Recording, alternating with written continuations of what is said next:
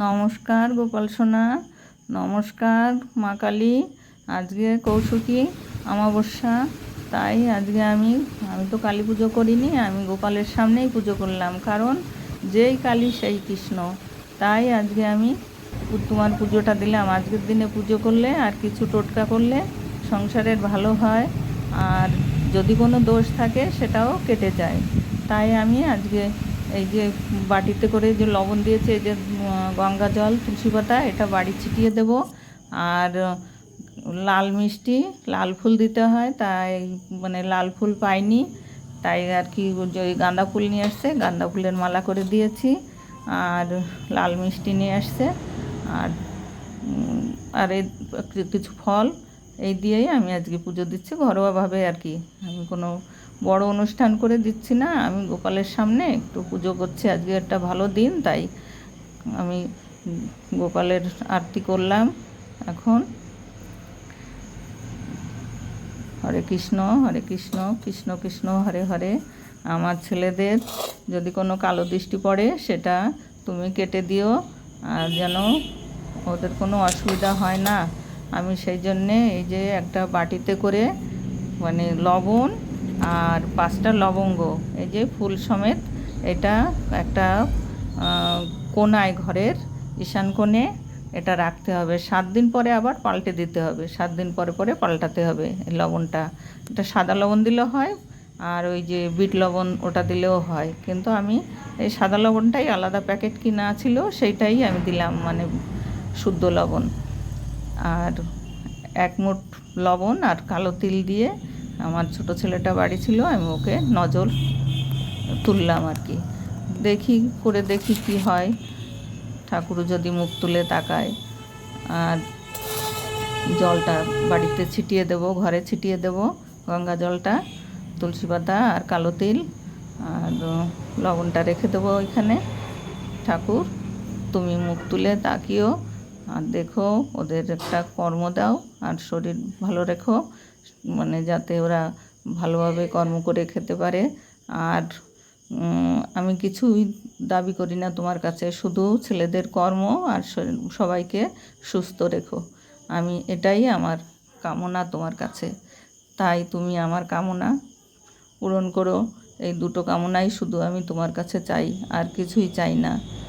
তোমার ভক্তদের কাছেও আমার কোটি কোটি প্রণাম, আর তাদেরও বলি যে আমার এই দুটো জিনিসই তোমাদের কাছেও আমার পাওয়ার।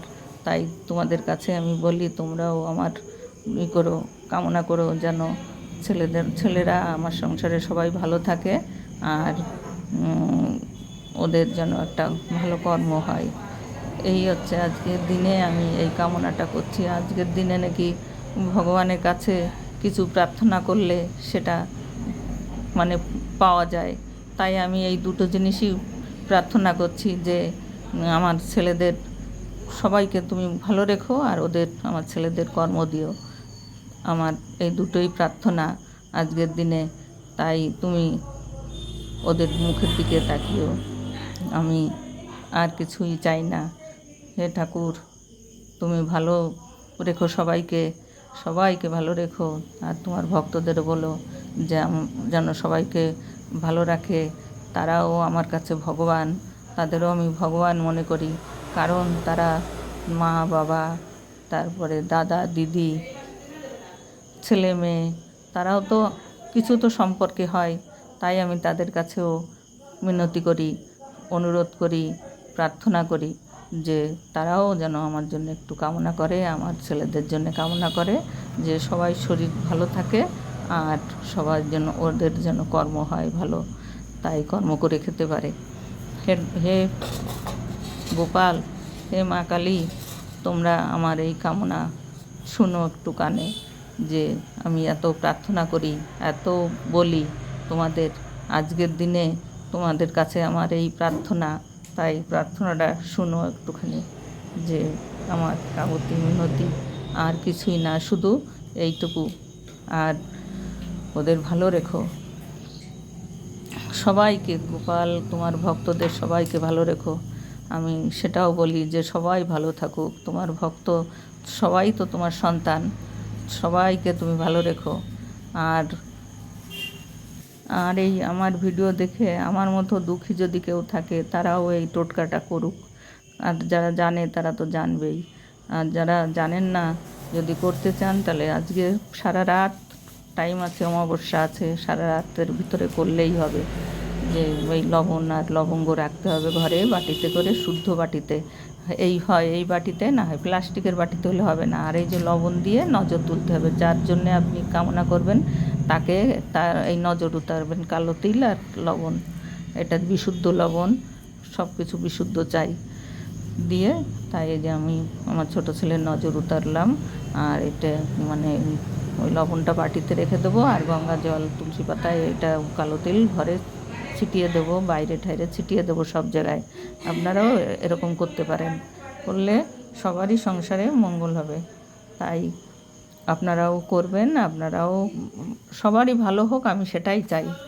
যে শুধু আমি একা ভালো থাকতে চাই না, সবাই ভালো থাকলে সবই ভালো, দুনিয়াই ভালো।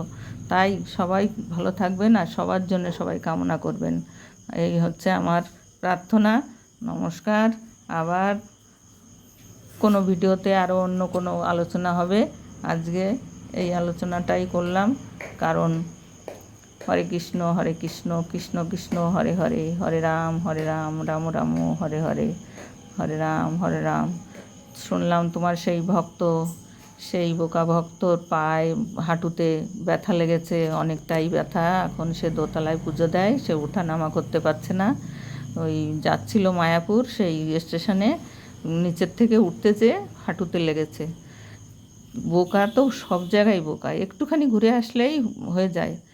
তা ওইখান দিয়ে লাইন পার হয়ে উঠতে গেছিলো, আর পায়ে লেগে এখন এমনিতে দেখে না কেউ ঘরে, আর এখন তো খোড়া হয়ে বসে থাকবে।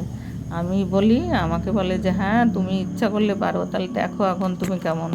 আমার সঙ্গে আমি কোনো দিনও মিথ্যা কথা বলি না, আমি কারোর সঙ্গে চালাকিও করি না, মিথ্যা কথা বলি না। ঠাকুর তো জানে সবই, সে তো মানে মানুষে না বুঝলেও আমার গপু ঠিক জানে আমার মনের কথা। তাই আমার গপুর উপরেই আমার সব ভরসা আর সব আশা। হরে কৃষ্ণ কৃষ্ণ কৃষ্ণ হরে হরে, হরে রাম রাম রাম হরে হরে। গপু, এই যে সব কিছু দেখাচ্ছি আমি, এই যে লবণ এই বাটিতে, আর এদিকে দই আছে, আর ওই গঙ্গা জল আছে, তুলসী পাতা। আমি ফুল, শুধু গাঁদা ফুল কিনে নিয়ে আসছে, আর গাছের ফুল ছিল না আজকে, তাই তুলসী পাতা দিয়ে তোমার পুজো দিলাম, আর ওই ফুল দিয়ে, গাঁদা ফুল দিয়ে, আর একটা লাল ফুল, আর একটা তো প্লাস্টিকের ফুল। তাই আর কি পুজো দিলাম। তুমি এই নিও, এতেই খুশি হয়েও গপু, তুমি এতেই খুশি থেকো। নমস্কার তোমার ভক্তদের।